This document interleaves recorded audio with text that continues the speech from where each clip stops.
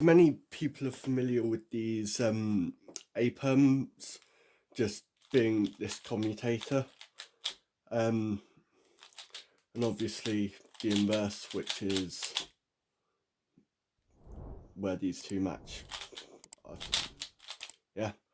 But what I wanted to show today was using the similarity of the A-perm that I just showed, this Zbll.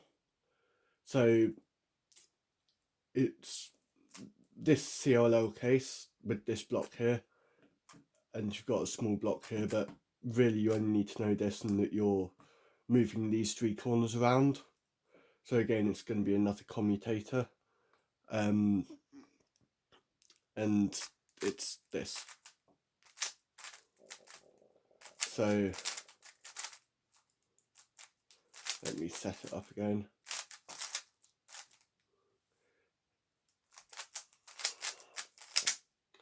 You basically do, you just, with the A-perm,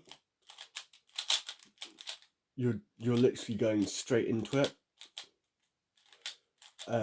But here you do U2 first, and then swap this corner.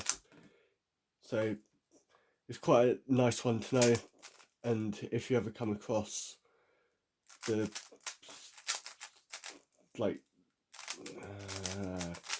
give me a moment. If you ever come across this CLL, I'd recommend this algorithm, because it's just not a lot different.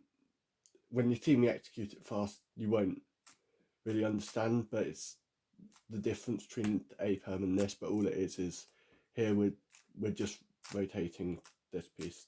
We're just adding U2 here, and undoing it at the end.